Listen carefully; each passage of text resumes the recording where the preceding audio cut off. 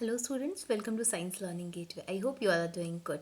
So today in this tutorial we are going to discuss class 8th geography chapter number 3 atmosphere. Part 1 of this chapter I have already uploaded. You can check that in the playlist of class 8 geography. In that we have covered few of the topics and the rest of the topics which are left that we will cover in this video.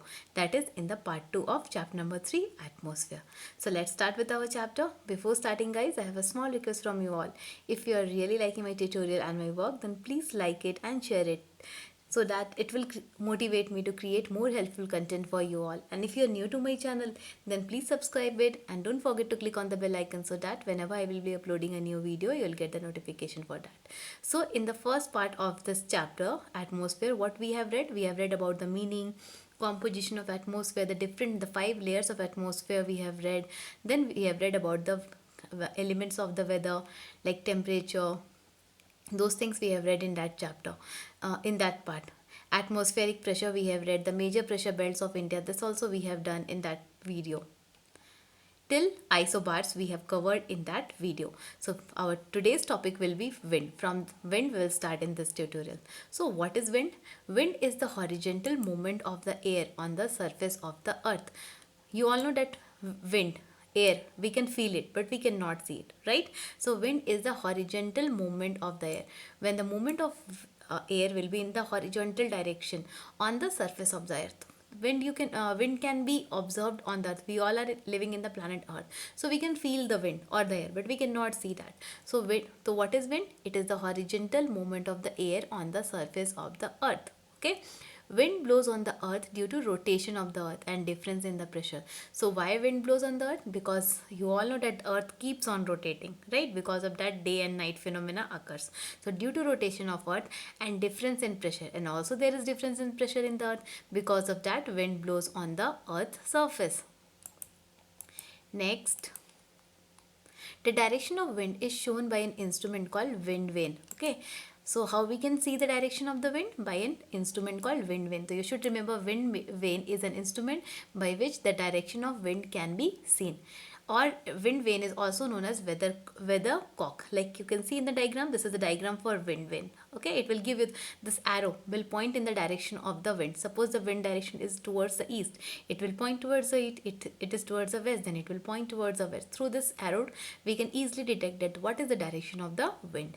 Next, like for measuring temperature, we need thermometer. Thermometer is the instrument used to measure temperature. Like that, to measure the speed of wind, what is the to measure the speed of the wind, one instrument is there and the name of that instrument is anemometer. Okay, anemometer is an instrument used to measure the speed of the wind.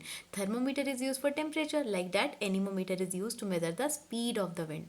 Okay, so don't get confused between these two. Wind vane or weathercock is used to see the direction of the wind. By this instrument, the direction of the wind can be shown, and anemometer is used to measure the speed of the wind, right? Both the diagrams you can see over there. Next we have types of wind. So what are different types of wind that we will read now? Winds are classified into 4 major types. So how many types of winds we have? 4 types of winds we have. And what are the name of these 4 types of wind? First one is your planetary winds. Planetary winds. Okay, like planet, planetary winds. Seasonal winds. Okay, suppose some of the winds will be blow will be seen only in the winter season. Some of the winds can be seen in the summer seasons also. Like that, we have some seasonal winds. Next, we have local winds, which is present in some particular places. So for example, some of the winds are there which will blow only in Karnataka. So that type of winds are called local winds. Next, we have cyclones and anticyclones. The first one we have planetary winds. Second one is your seasonal winds. Third is local winds, and the fourth one is cyclones and anticyclones. So now I hope you all have understood what are the names of the 4 types of winds: planetary winds, seasonal winds, local winds, cyclones and anticyclones. So first we'll start our discussion with planetary winds. So what are planetary winds? Planetary winds are also called permanent winds or prevailing winds or regular winds. Okay, so these are the different names of planetary winds. Permanent winds, permanent, right? Prevailing and regular winds, which blow more or less in the same direction throughout the year. Since you can see the name permanent, so these types of wind will blow in the same direction throughout the year. Means suppose these winds are blowing in the east direction only, then throughout the year they will blow in the east direction only, right? Suppose these winds are blowing in the west direction, then throughout the year they will blow in the west direction only, right? So, what are planetary winds? These are also known as permanent winds, prevailing winds, or regular winds, and which blow more or less in the same direction throughout the year. Okay, you have to remember that they will blow in the same direction throughout the year. These winds play a major role in climatic change, desert formation, guide navigation routes, etc. What is the importance of this wind? They play a very important role in climate change. Okay, for climate change, these winds are responsible. Desert formation also these winds are responsible, and guide navigation routes. For guide navigation routes also they are responsible. Means for locating a particular plate, that navigators use these winds for finding the routes. Okay, so these are the different functions of this planetary winds. They play a major role in climate change, desert formation, and guide navigation routes. Next, what we have, there are three types of planetary winds. Now we have read that there are four types of winds. Now we will read about the three types of planetary winds. Means planetary winds are again divided into three types. And what are the names of three types of planetary winds? Trade winds, anti-trade winds, and polar winds. Okay, you should remember the names of the three types of planetary winds. There are three types of planetary winds. This you can mark in your textbook. And the names of the three types of planetary winds are trade winds, anti-trade winds, and polar winds. Now, one by one, we'll discuss all the three types of planetary winds. Our first type of planetary wind is trade winds. So what are trade winds? These winds blow from subtropical high pressure belts to equatorial low pressure region. From where to where it will blow? From subtropical high pressure belt to equatorial low pressure belt. This you have to remember. Okay, they will blow from subtropical high pressure to equatorial low pressure region.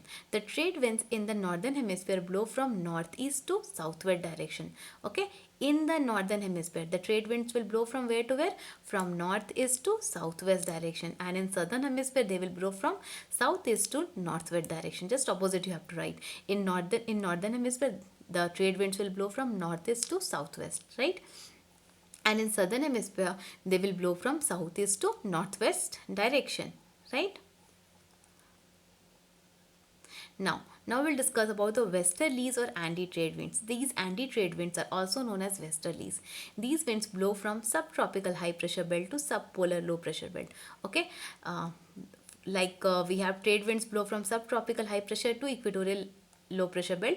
Like that, anti-trade winds also blow from subtropical high pressure belt to subpolar low pressure belt. This you have to remember. Okay. Next, these are from southwest to northeast in northern hemisphere and northwest to southeast in southern hemisphere. Okay, this you should remember. In the northern hemisphere they blow from southwest to northeast, and in the southern hemisphere they blow from northwest to southeast. The westerlies of southern hemisphere are very strong over the oceans. These anti-trade winds or westerlies, of southern hemisphere, they are very strong over the ocean. Hence they are called roaring 40s, 40 degrees south latitude. You can see 40 degrees south latitudes. That's why they are known as roaring 40s. Furious 50s, 50 degrees south latitude, because you can see 50 degrees there, that's why furious 50s. And shaking 60s, 60 degrees south latitudes. So they are very strong. The westerlies of southern hemisphere are very strong, so they are also called roaring 40s, furious 50s, or shaking 60s, right? Next, the third type of the trade wind is polar winds. So these are also known as easterlies. Like anti-trade winds are known as westerlies, like that polar winds are also known as easterlies. These winds blow from polar high pressure belt to subpolar low pressure belt. Okay, polar high pressure belt to subpolar low pressure belt. They blow from northeast to southwest in the northern hemisphere. Now you can see in the northern hemisphere they will blow from northeast to southwest, and in the southern hemisphere they will blow from southeast to northwest. These are the cold dry winds blowing from the polar ice caps. Since these winds are present in since the name of this wind is polar wind, so they are very cold. They are cold dry winds blowing from polar ice caps. Okay, this was all about the three types of planetary winds. Now we'll talk about the second type of wind, that is the seasonal wind. So what are seasonal winds? Seasonal winds are also called periodic winds because they will repeat after some time. For example, periodic means what? after some interval of time they will repeat itself. These winds change their direction periodically or seasonally, means their direction will be changed after some time. Periodically means after some time, or after some few months, it can be few months, few years, like that, or seasonally. The monsoon winds of India are the typical periodic winds. Okay, so what now the monsoon winds which we are having in India is a typically periodic wind. In India, southwest monsoon wind blow from southeast to northeast direction during June to September. So in India, the southwest monsoon wind, it will blow from which direction? Southwest to northeast during June to September. And northeast monsoon winds blow from northeast to southwest direction from late September to middle of December.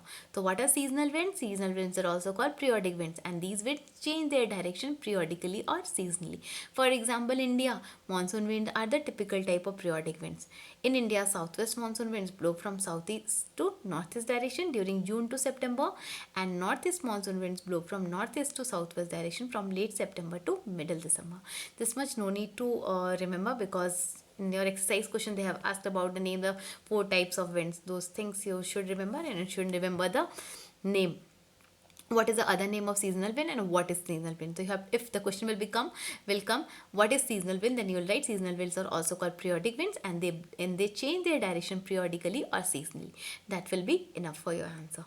Next type of wind is local winds. So what are local winds? Periodic winds are the result of variation in local temperature, pressure, humidity, which in turn are attributed to the formation of air currents crossing mountain ranges, valleys and other relief barriers. So what happens when how periodic winds are formed? They are formed by the variation in local temperature. Variation means differences in local temperature, pressure, humidity, which in turn are attributed to the formation of, if these elements will change, then what will be formed? Air currents crossing mountain ranges, valleys and other relief barriers will be formed. The important periodic and local winds are land bridge and sea bridge.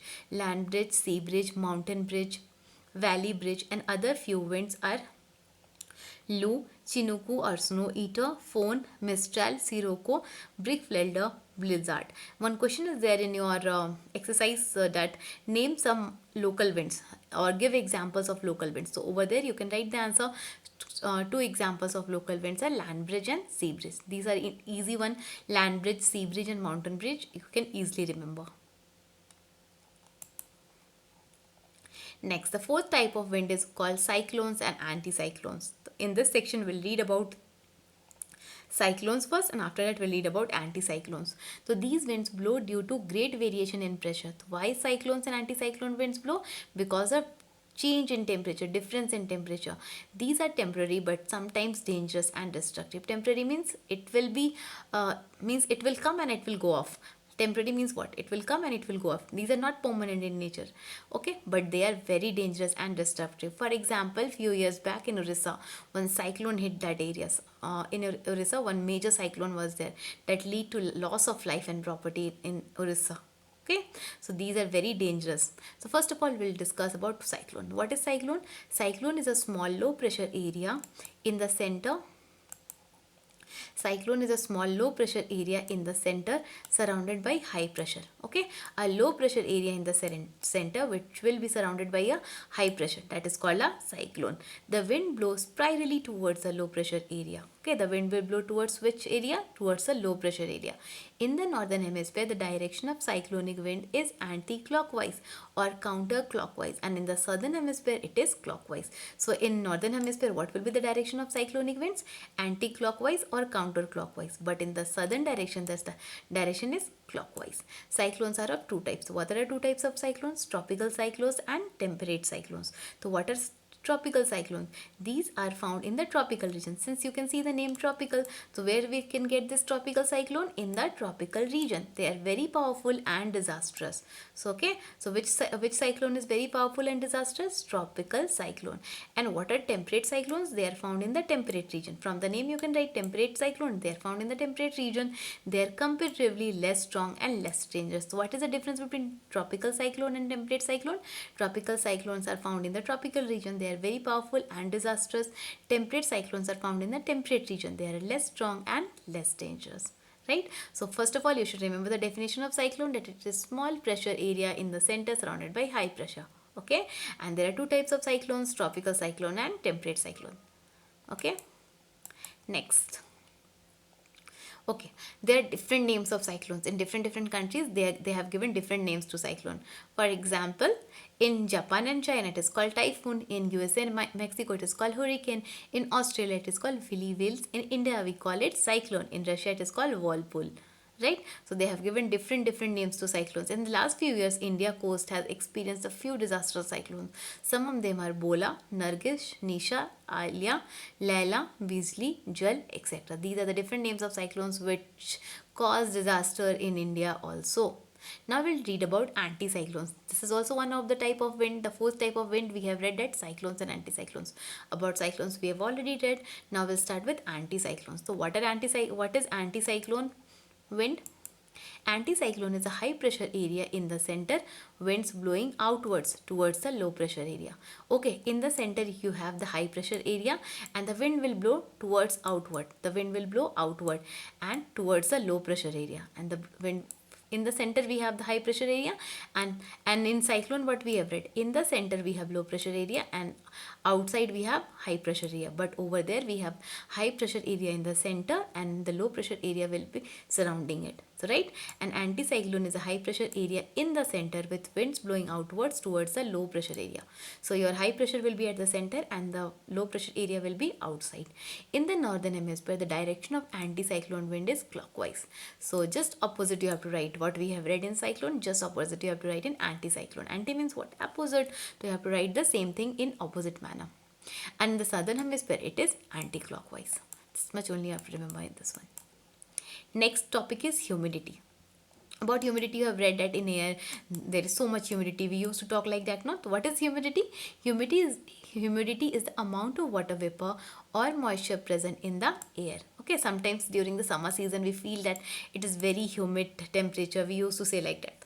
So humidity means the air, if the air will carry some amount of water vapor or moisture in it, so that is called humidity. It is the amount of water vapor or moisture present in the air.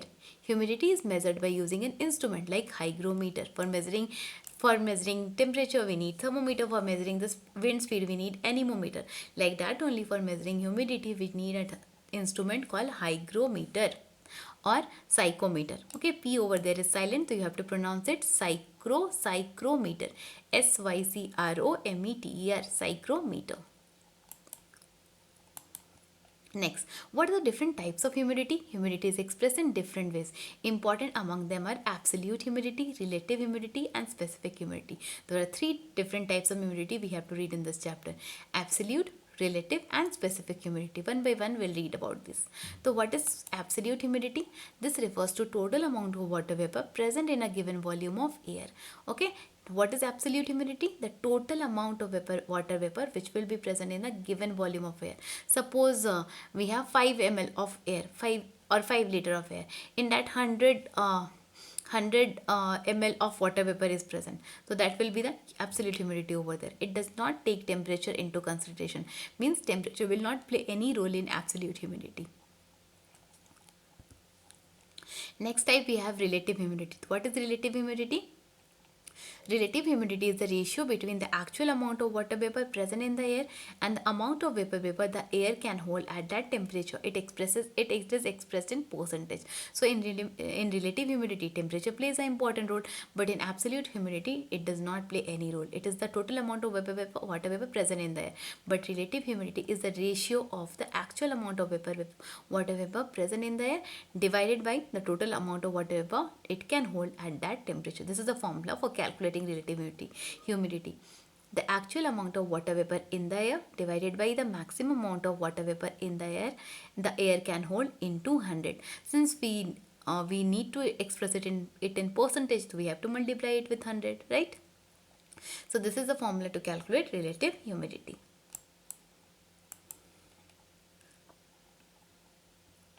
Next we have specific humidity. So what is specific humidity? It is the actual amount of water vapor present in a given mass of air. Okay, this is also our first one, that absolute, it was the total amount of water vapor present in a given amount of air, but it is the actual amount of water vapor present in a given mass of air. In that we have considered the volume of air in absolute humidity, but in specific humidity we have considered mass of air. So this was the definitions of relative, absolute and specific humidity. Now our next topic is clouds. The water clouds. Clouds you all have seen in the sky, right? The water clouds. Clouds is a mass of small water drops or ice crystals formed by the condensation of water in the atmosphere, usually at a considerable height above the Earth's surface. So it is a mass of small water drops or ice crystals formed by the condensation of water in the atmosphere, usually at a considerable height above the water surface. So what happens during the summer season?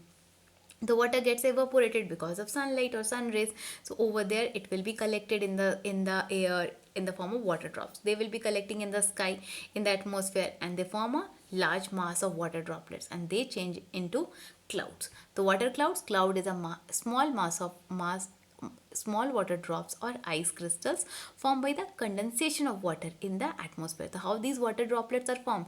By the condensation of water, usually at considerable height above the Earth's surface. So our atmosphere is present above the Earth's surface, it is at a height above the Earth's surface, so these water droplets will be formed away from the Earth's surface. Now what are the different types of clouds? Clouds are classified on the basis of their shapes and height at which they occur. Okay, so there are different types of shapes of clouds and also they are formed at different heights.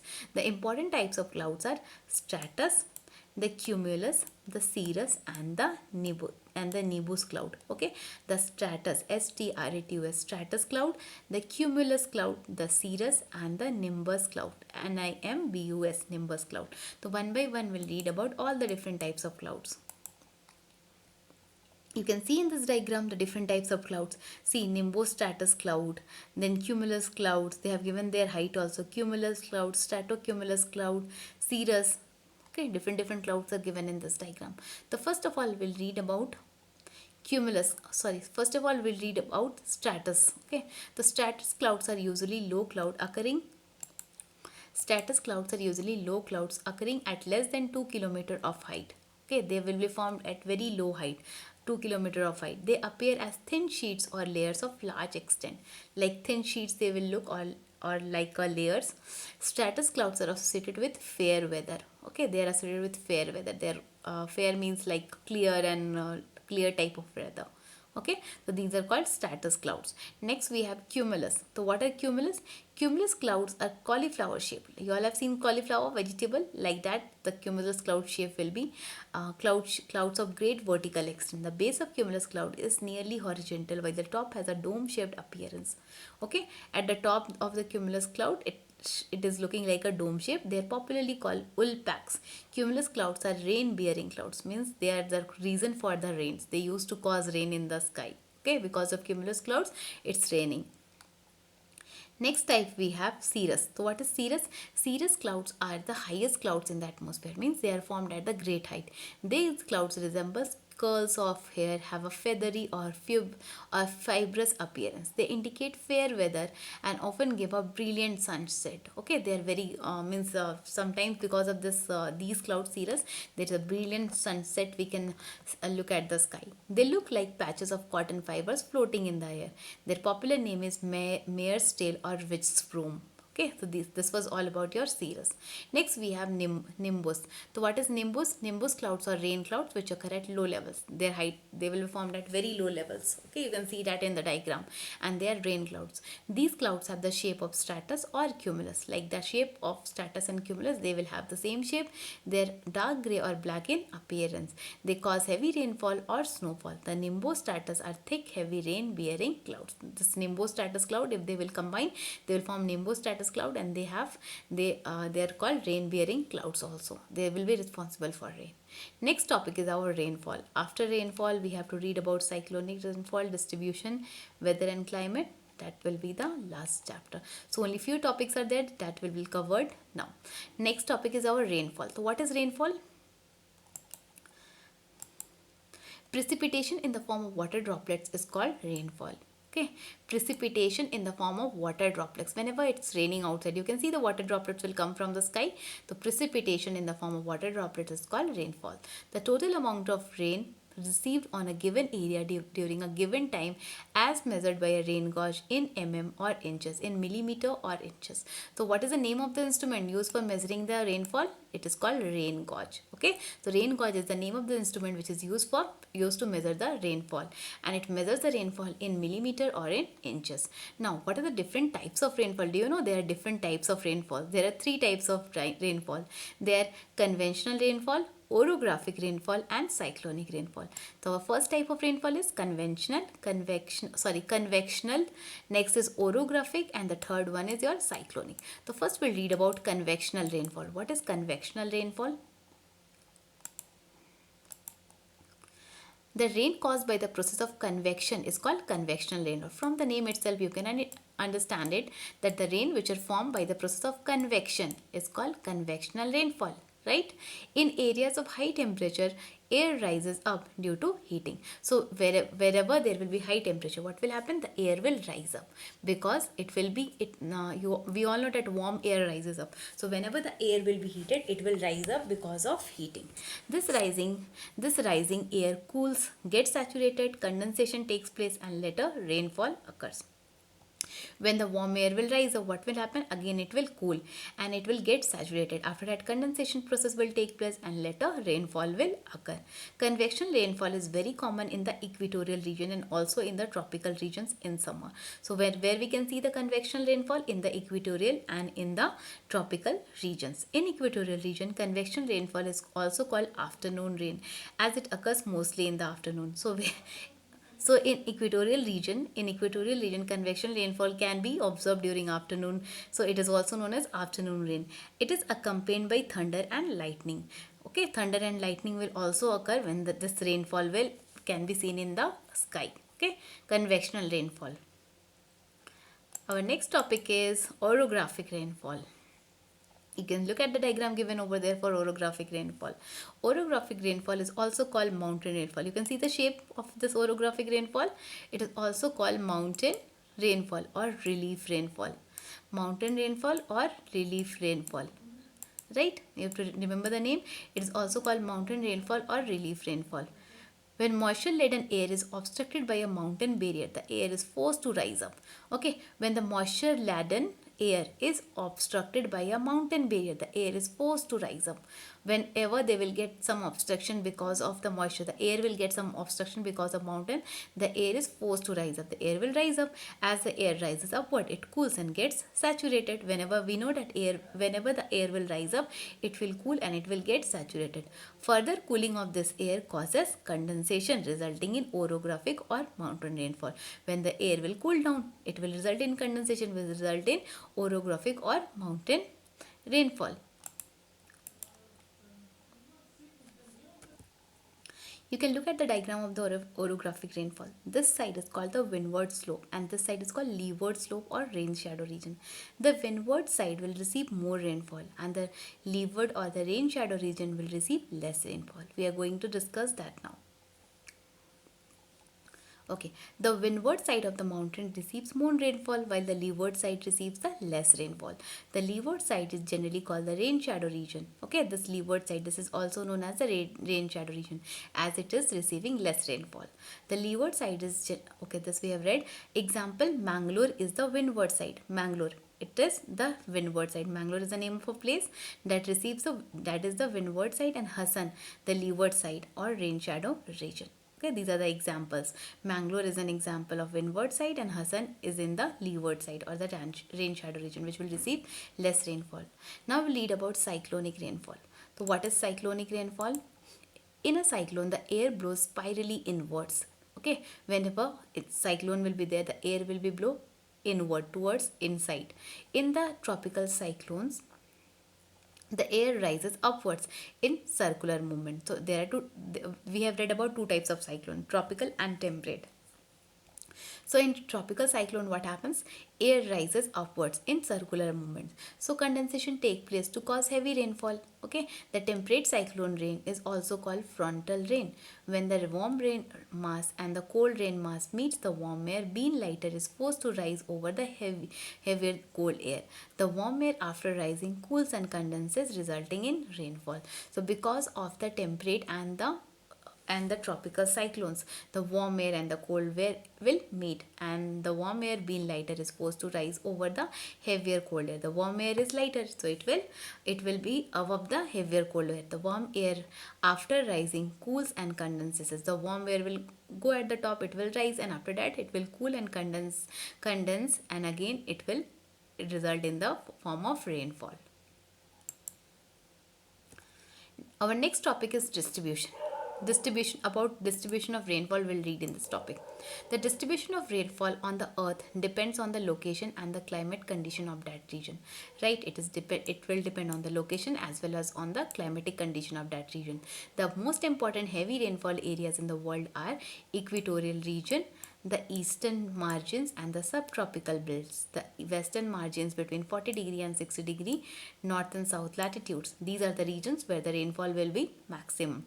Scanty rainfall regions are the polar areas, where scanty means less, where the rainfall will be less. What are the names of the region? Polar region, the western margins of subtropical regions, and the tropical and temperate deserts. These are the areas where the rainfall will be less, and these are the areas where the rainfall will be more. This is for your information.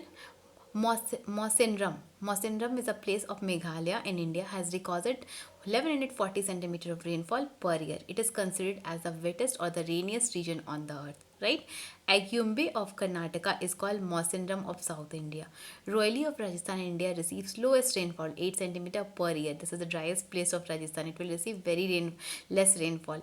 Naya Kanhati of Chitradurga is considered the driest place in Karnataka. Okay, Atacama Desert of Chile is the driest region on the earth. It has not received rainfall for the last 200 years. See this place, this is called the Desert of Chile. It has not received rainfall from last 200 years. Atacama. Now we'll read about weather and climate, and the last topic will be factors affecting the climate of a place. So what is weather and what is climate? That already I have explained you, that weather will be for a short duration, but climate will be for a long period of time. It is taken for a long period of time.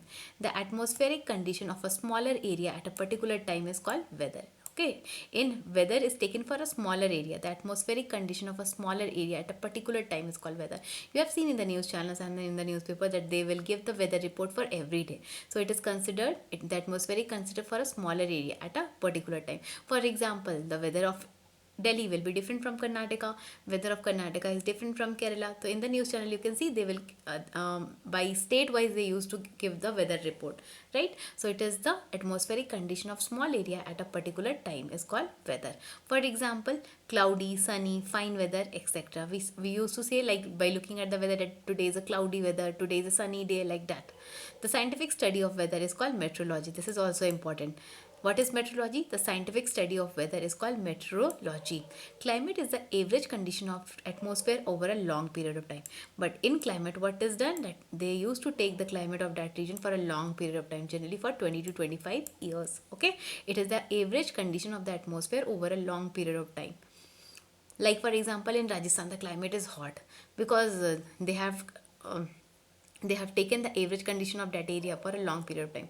Because of that data, they can say that the climate over there is very hot. Equatorial climate, tropical monsoon climate, desert climate, Mediterranean climate, tundra climate, etc. These are the different examples of climate. Like in Rajasthan, it is desert climate. The scientific study of climate is called climatology. From the name itself, you can write the scientific study of climate is climatology, and from the scientific study of weather is called meteorology. And in this, you should remember the definition of weather and climate. Now, what are the factors which affect the climate of a place? The factors that influence the climate of a place or region are latitude, altitude, winds, distance from the sea, distribution of land and water bodies, ocean currents. These are the factors which affect the climate of a place. Latitude, altitude, winds, distance from the sea, distribution of land and water bodies, ocean currents. Right? So with this, we have finished the chapter. Question answers of this chapter exercise I have already uploaded, that you can check in the playlist of class 8 geography. Fill in the blanks also I have explained in that. Question answer, define the following, and terms to remember also I have explained in that video. You can check that in the playlist of class 8 geography. Okay, go through both the videos, part 1 and part 2 of this chapter, atmosphere. Read your NCERT book once. If you have any doubt, you can comment in the comment section so that I can clear your doubt.